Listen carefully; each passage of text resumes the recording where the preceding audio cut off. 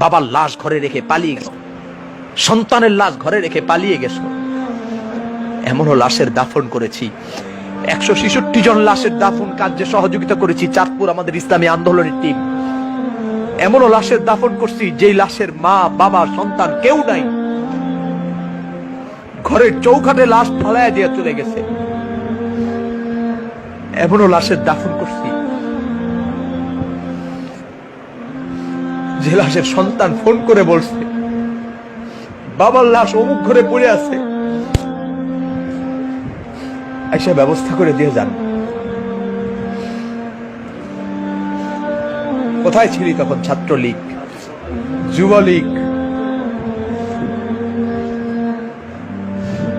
বাংলাদেশে আর একজন আছেন যারা যিনি এই কষ্টগুলা করছেন, বিবাড়িয়ার সন্তান, সম্ভবত এই যে কি ফাউন্ডেশন ওনার, তাকওয়া ফাউন্ডেশনের কিছু পিকচার দেখেছি। আবার এমন পিকচার নিজে তুলেছি, পুকুর পাড়ে লাশ পড়ে আছে, বাগানে লাশ পড়ে আছে, এই লাশের বাবা আছে, লাশের মা আছে, লাশের ভাই আছে। এই লাশ যেই রাজনীতি করত সেই রাজনীতির লিডার আছে, সেই রাজনীতির বড় বড় নেতারা আছে। আজকে সেই লাশের পাশে কেউ নাই। কে দাফন করেছে? কে কবর দিয়েছে? কে গোসল দিয়েছে?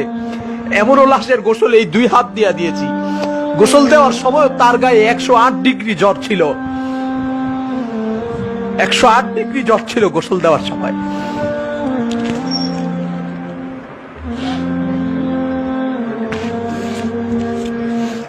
কলিজা ফেটে যায় দুঃখে। আজকে এমন এমন ব্যক্তির বিরুদ্ধে যাদের নির্দেশে ওলামায়ে কেরাম এই কাজগুলো করতে, যাদের নির্দেশে আমরা এই কাজ করছি,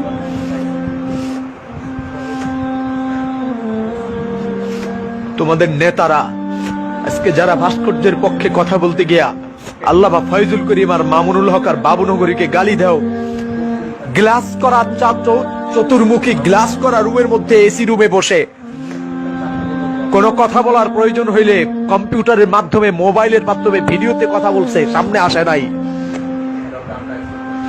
কিন্তু প্রতিটা লাশকে কাঁধে করে গোসল দিয়ে আদর যত্ন করে কবরে রেখেছি।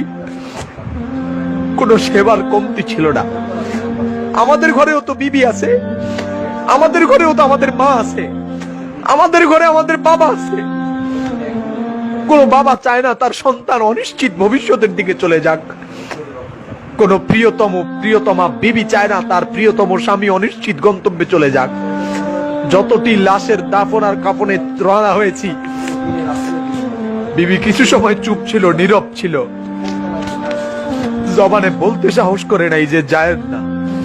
কারণ সে জানে সে এমন এক স্বামীর ঘরে এসেছে যে স্বামী ইসলাম মানবতার ব্যাপারে কোনো ছাড় দেয় না, মানবতার প্রয়োজনে এগিয়ে যায়, ইসলামের প্রয়োজনে এগিয়ে যায়, দেশের প্রয়োজনে এগিয়ে যায়। আরে আমাদের বিবিদের তো আমাদের উপর মহব্বত আছে, আমাদের সন্তানও তো আছে, সন্তানের উপরও তো আমাদের মহব্বত আছে। তোরা বের হোস নাই, কিন্তু আমাদের সন্তানের মহব্বতকে আমরা তালাক দিয়েছি, বিবির মহব্বতকে লাথি দিয়েছি, বাবা মায়ের মহব্বতকে বাবা মায়ের জায়গায় রেখে দিয়ে বেরিয়ে গেছি তোদের জন্যে। 166 জন লাশ চাঁদপুরে যাদেরকে দাফন করেছি, এদের মধ্যে অসংখ্য লাশ ছিল, অনেকগুলা লাশ ছিল যারা ছাত্রলীগ করেছে, যুবলীগ করেছে, আওয়ামী লীগ করেছে। কই আওয়ামী লীগের কোন নেতাকে তো পাই নাই, যুবলীগের কোন নেতাকে পাই নাই, ছাত্রলীগের কোন নেতাকে পাই নাই। এতগুলো কষ্ট বুকে চাপা দিয়ে রেখেছি, নিজের জীবনকে বিপন্ন করে করোনার লাশ দাফনে এগিয়ে গিয়েছি, কাঁধে বহন করেছি, হাতে বহন করেছি, নিজ হাতে ডলে ডলে গোসল দিয়েছি। আজকে আমাকে জুতা মারো, আমাকে দেশ থেকে ভাগায়া দিচ্ছ, আজকে আমি মৌলবাদী, আমি রাজাকার, আমি পাকিস্তানি, তো তুমি ভারতকে সমর্থন করার জন্য তুমিও বাংলার অপরাধী, তুমিও যুদ্ধাপরাধী, তুমিও দেশদ্রোহী। একই অপরাধে যদি আমাকে দেশ ছাড়তে হয় তো এর আগে তোমাকে দেশ ছাড়তে হবে। আমি যে দেশপ্রেমিক এর কোনো সন্দেহ নাই, আমার অসংখ্য প্রমাণ আছে, এ দেশে আমার অবদান আছে, আমার বাবার অবদান আছে, কিন্তু তোমার কোনো অবদান নাই। তুমি শুধুমাত্র আওয়ামী লীগ এই নামটাকে পুঁজি করে তুমি তোমার পেট বাঁচাচ্ছ, তুমি তোমার সন্তানের আহাল পরিবারের পেট বাঁচাচ্ছ। এই দেশে তোমার কোনো অবদান নাই, বরং অবদান আছে লুটতরাজ দিক দিয়ে তুমি শ্রেষ্ঠ, ধর্ষণের দিক দিয়ে তুমি শ্রেষ্ঠ, খুন করার দিক দিয়ে তুমি শ্রেষ্ঠ, মানুষের হয়রানি করার দিক দিয়ে তুমি শ্রেষ্ঠ, মানুষের হক নষ্ট করার দিক দিয়ে তুমি শ্রেষ্ঠ। এগুলোর দিক দিয়ে তোমার অবদান আছে। তুমি সাবধানে কথা বলো। আজকে বাবুনগরীর বিরুদ্ধে যারা কথা বলে তাদের জন্ম বৈধ, এ কথা আমি বিশ্বাস করি না। মুফতি ফয়জুল করিমের বিরুদ্ধে যারা কথা বলে তাদের জন্ম ঠিক আছে, এটা আমি বিশ্বাস করি না। আল্লামা মামুনুল হকের ব্যাপারে যারা অসঙ্গতি কুরুচিপূর্ণ কথা বলে তাদের জন্ম ঠিক আছে, আমি বিশ্বাস করি না। কুল জাল হক ওয়া যাহাকাল বাতিল ইন্নাল বাতিলা কানা যাহুকা।